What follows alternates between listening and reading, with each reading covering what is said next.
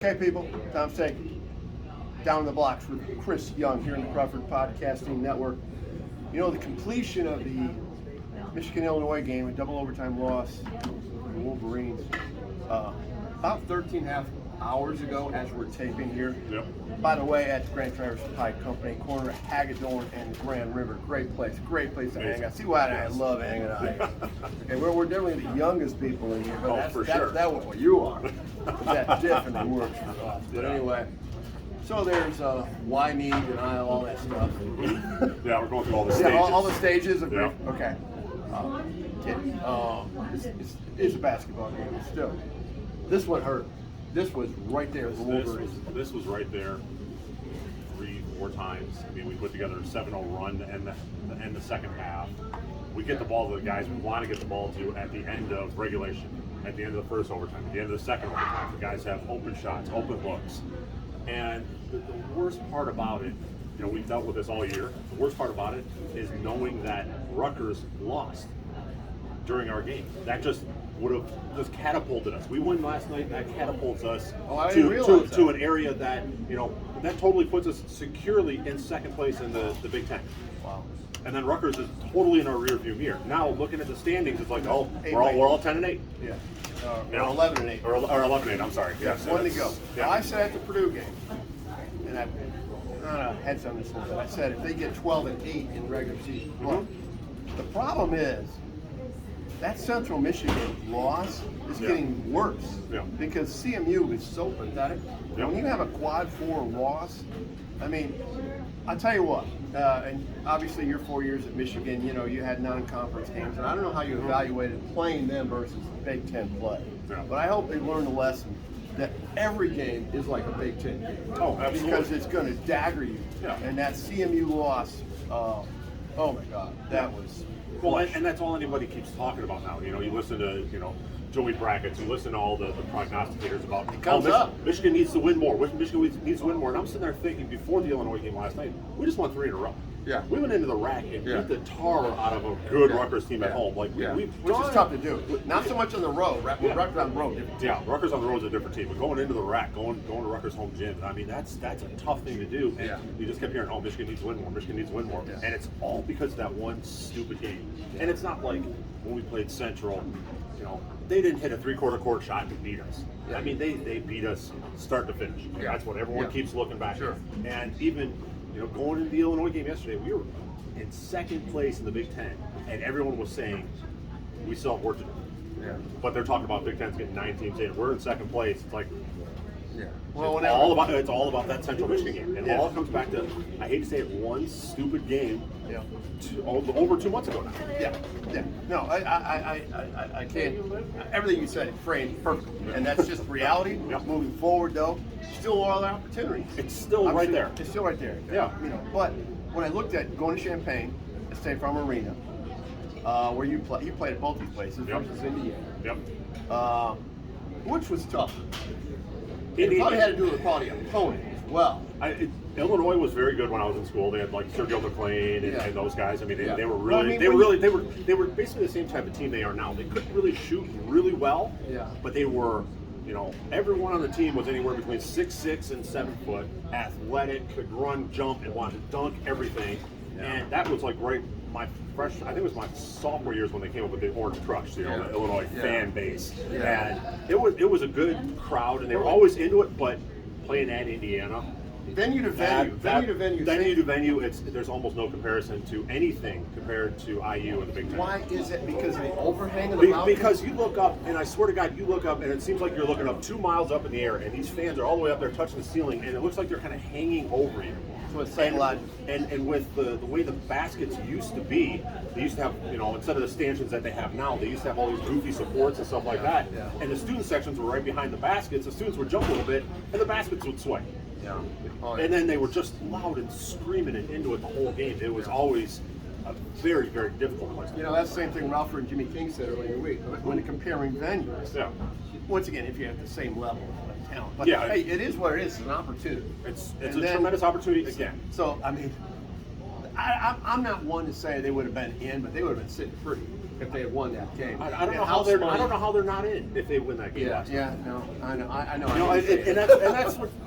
Even if they win last night, even if they go to Indiana and get blown out, they get the double bye. Yeah. And even if they lose their first game in the Big Ten tournament, how are they not in? Because they're still going to finish in the top 4 in the Big Ten, which is getting 8 to 9 to possibly 10 teams in. Yeah. That's what I don't understand about, how these all the different I don't quad think we know. wins There's and so stuff much, like that. There's so much basketball to be played as far as how it's going to, in terms of the pairings for the Big Ten tournament. Mm-hmm. I mean, it's like if they beat Indiana, do they have a chance? Yeah. And I've been on media blackout since that game ended, so I haven't had any analysis on beating or anything. Yeah. Okay.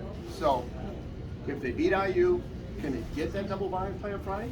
Oh, I mean, as far as I can tell, looking at Or does something else happen? looking at the standings right now, I mean, there's 1, 2, 3, 4, 5 teams right now technically tied for second place, all at 11 and 8. Right. What is So- the tiebreaker?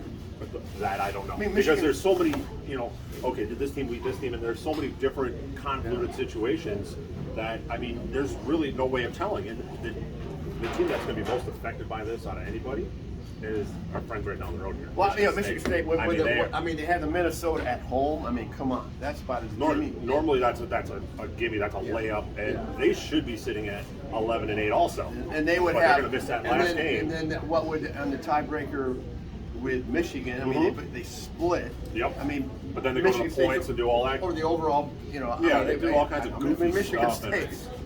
Yeah. Not that I so- like to pay sympathy and homage to Michigan State. Well, I do on occasion, but I mean, it's like, God, I feel bad for them in this one. Yeah, I don't, yeah, you do. And I don't, and I, who's to blame? I mean, Izzo doesn't blame Steve Pikiell on it. He, No. and he likes Steve Pikiell. Yeah.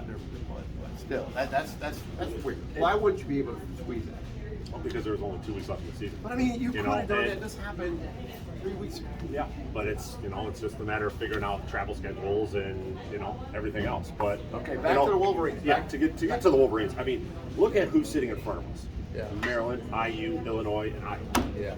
Yeah. And all of those teams have won some games. It's like, oh man, they shouldn't have won this game. And Maryland just lost to Ohio State. I know. Where it's I like, know. it could not have been set up for Michigan any better last night. Yeah. And then knowing that Northwestern lost the night before, and it's just all these different scenarios.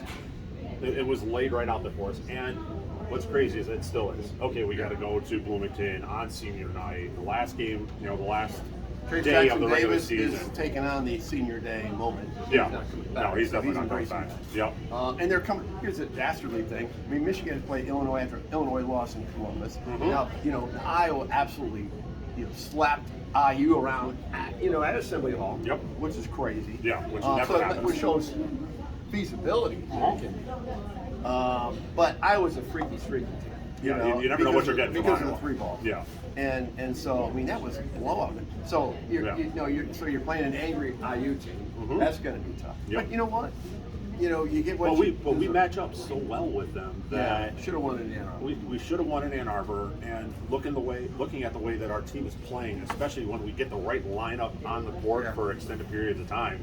And by the right lineup, it's the 2 bigs. What is the right lineup? It's Terrence Reed, Hunter Dickinson. So I was with 100%. Texan, and I was, full disclosure, I was a little irritated with Jet getting that much playing time. Yep. Because Michigan won these 3 games with Jet not playing. Now, all of a sudden he's starting. I think the idea of Vinnie Johnson microwave off the bench thing with Jet Howard might good because he hit some big balls down the stretch. Down the stretch he did. He had a couple of 3 balls. But to start the game, okay, he came right down the lane from the top and got that big dunk, and it's like, okay, you could see he was starting to get going a little bit. Yeah.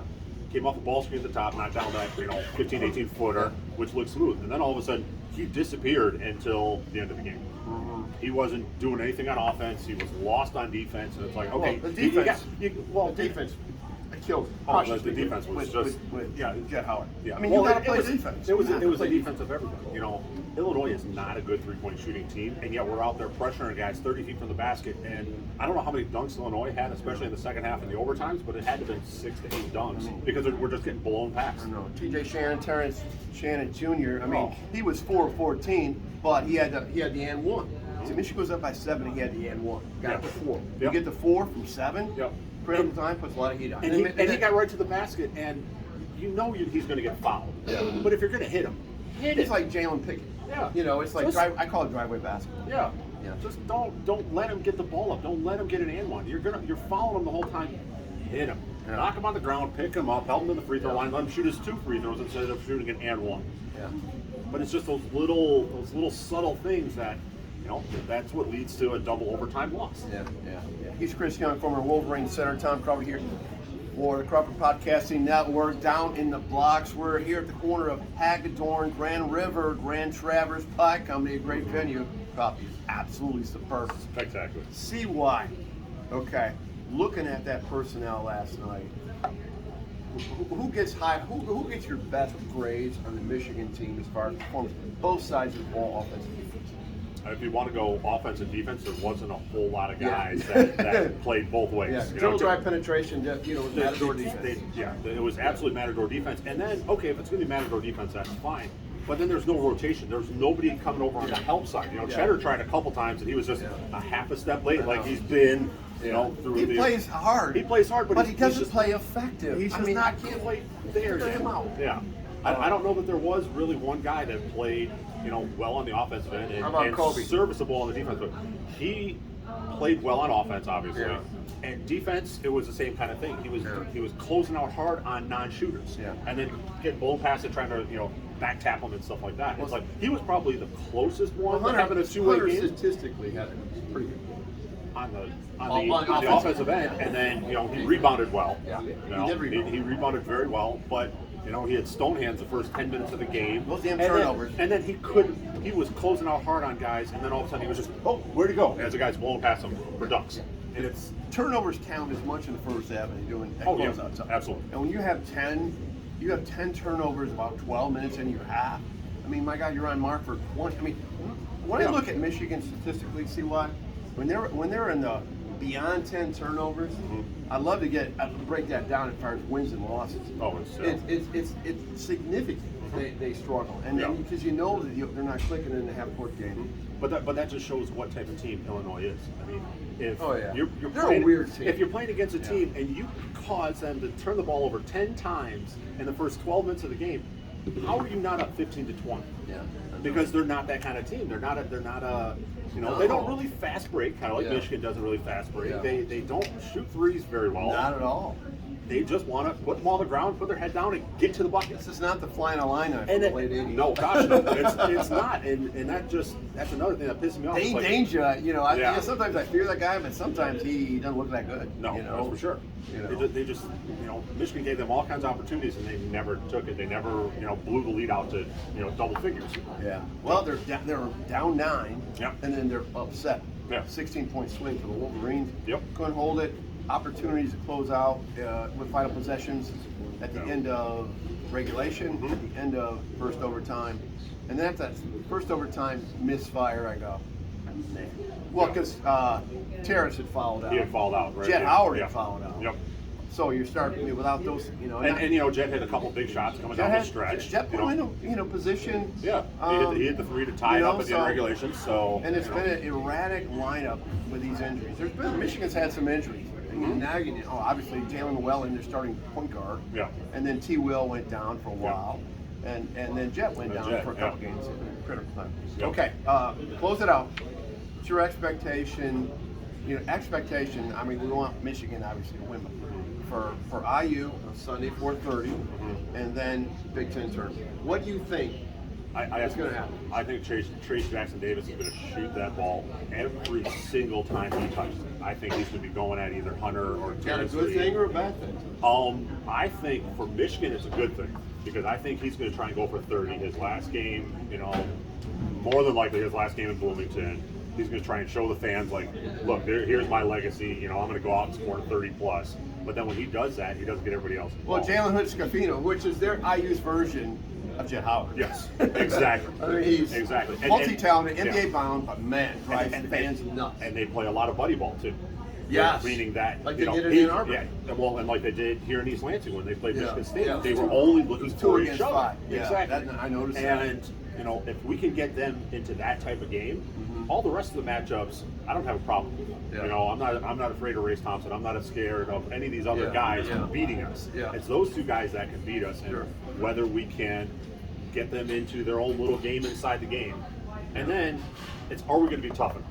I mean, playing at IU is just, it's it's so loud. It's so, I mean, there's so much history. There's so much, emotion that goes into that game. And then knowing that you're playing on national TV on a Sunday afternoon, and it's a must-win basically for both teams. You're up against the wall. Yeah. So, I mean, Michigan has the capability to win it. It's a matter of, are they going to keep it close enough? And then when it comes on the stretch, can we close it out? Yeah. And that's it. And can we close out a game finally? Well, they closed it out against Michigan State. Yep. They closed it out in runaway fashion. Yes. That was definitely. Yeah. But when I say close out, it's close it out against Wisconsin. It's a 3-point game with a minute to go. Yeah. Can we close it out? Not we're up 6 and they have to start fouling and we make free throws. Yeah. Yeah. And so Hunter missed a critical free throw. Oh. Well, and he got it too. He got it just kind of like he didn't do his normal routine and take his breath and like. Oh, it was so frustrating. Frustration. We hope we're not next week. See why Tom Crawford here on Crawford Podcasting Network down the block. We hope we're not as frustrated next week when we do this again. We were giddy last week. Oh, yeah. Beyond after they win at the Rec. So yeah. Well, then after the win on this past Sunday, I mean, I called you up. I wanted to do the podcast on Monday because I was like a little kid again. I was like, okay, here we go. Everything's laid out in front of us. Yeah. Hey, but hey, we break it down. We break it down with a clear minds, no love goggles on the Michigan Wolverines. Until next time, down the box, Chris Young, Tom Crawford here on the Crawford Podcasting Network.